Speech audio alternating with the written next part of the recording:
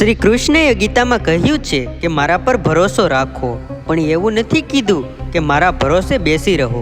હે પ્રભુ, તે જે નથી આપ્યું તેનો અફસોસ હું ક્યારેય નહીં કરું, કારણ કે તે એવું ઘણું આપ્યું છે જેની હું કલ્પના પણ ન કરી શકું. શ્રી કૃષ્ણ દરેક મનુષ્યને કહે છે કે તું તારા મનનું ધાર્યું જ કરે છે, પણ થાય છે એ જે મેં ધાર્યું હોય છે.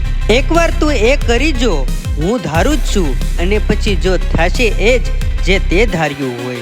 સુખ હોય ત્યારે તો બધા જ મળે છે, પણ દુઃખ હોય ત્યારે તો ફક્ત ભગવાન જ મળે છે.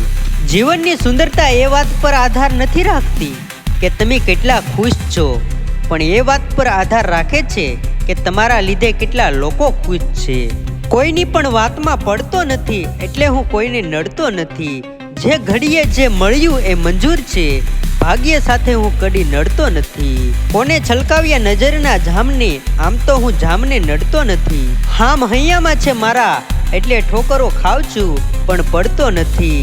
પૈસા, કયા પૈસા ઉપર હું ઘમંડ કરું, જે અંતિમ સમયમાં મારા પ્રાણ પણ નહીં બસાવી શકે. શરીર, કયા શરીર ઉપર હું અહંકાર કરું, જે અંતિમ સમયમાં મારા આત્માનો બોજ પણ નહીં ઉપાડી શકે.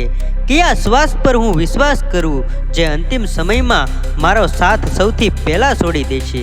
અને કયા સંબંધો ઉપર હું આજે વિશ્વાસ કરું, જે અંતિમ સમયમાં શમશાન પાંચે પહોંચાડીને તૂટી જવાના છે. હા, જો યાદ આવ્યું, એક કામ કરું, સારા કર્મની પોટલી બાંધવા માંડું, જે અહીંયા પણ કામ આવશે અને બીજે પણ. ખૂબ સાદગી જોઈએ સંબંધોને નિભાવવા, છળ કપટથી તો માત્ર મહાભારત રચી શકાય છે.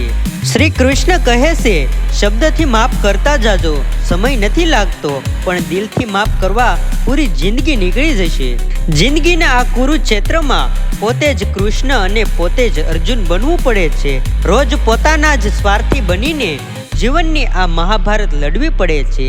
જીવનમાં અડધા દુઃખો એટલે આવે છે કે આપણે એવા લોકો પર આશા રાખીને બેઠા છીએ જેના પર નહોતી રાખવી જોઈતી, અને અડધા દુઃખો એટલે આવે છે કે આપણે એવા લોકો પર શંકા કરી રહ્યા છીએ જેના પર નહોતી કરવી જોઈએ. ભગવાનની ન્યાયની ઘંટી થોડીક ધીમી ચાલે છે, પણ યાદ રાખજો, એ દળે બહુ સારું એવો વિશ્વાસ રાખજો. ભગવાન તમને એ નહીં આપે જે તમને ગમે છે, એ તો એ આપશે જે તમારા માટે સારું છે. ઇતિહાસ કહે છે કે કાલે સુખ હતું, વિજ્ઞાન કહે છે કે આવતીકાલે સુખ હશે, પણ ધર્મ કહે છે કે જો મન સારું અને દિલ સારું હશે તો રોજ સુખી થશો. જ્ઞાની લોકો પોતાના લાભ માટે કામ કરે છે, જ્યારે બુદ્ધિમાન લોકો સમગ્ર સૃષ્ટિના લાભ માટે કામ કરે છે. પ્રભુ, સુખ પણ વહાલું છે મને, અને દુઃખ પણ વહાલું છે. સુખ અને દુઃખ બંને તારા જ છે. સુખમાં હું આભાર માનું તારો, અને દુઃખમાં ફરિયાદ કરું. ગમે તે પરિસ્થિતિમાં રાખે તું મને, બંનેમાં તને યાદ કરું.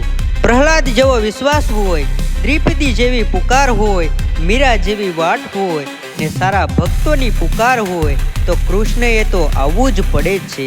માન્યું કે દરેક તકલીફમાં મનુષ્યનું દિલ દુખે છે, કે માન્યું કે દરેક તકલીફમાં મનુષ્યનું દિલ દુખે છે, પણ હરેક તકલીફમાં મનુષ્ય કંઈ ને કાંઈક શીખે છે.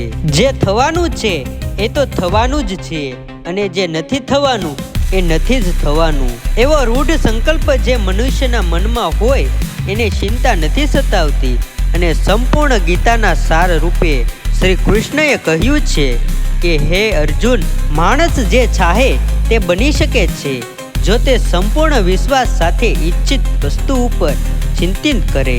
મિત્રો, શ્રી કૃષ્ણની વાત જેને સમજાઈ ગઈ એ જીવનમાં આવતી દરેક મુશ્કેલીનો સામનો કરવા માટે તૈયાર હશે. અને એટલે જ તમને અમારો વિડીયો ગમ્યો હોય તો વધુમાં વધુ લોકો સુધી શેર કરવાનું ભૂલશો નહીં. અને મિત્રો, ચેનલ પર નવા હોય તો લાઈક, શેર, સબસ્ક્રાઈબ કરી નાખજો. અને મિત્રો, ખાસ નોંધ લેવી કે આ વિડીયો ઇન્ટરનેટના માધ્યમથી બનાવેલો છે, કોઈ જાતિ કે ધર્મનો વિરોધ કરવામાં આવ્યો નથી. ધન્યવાદ.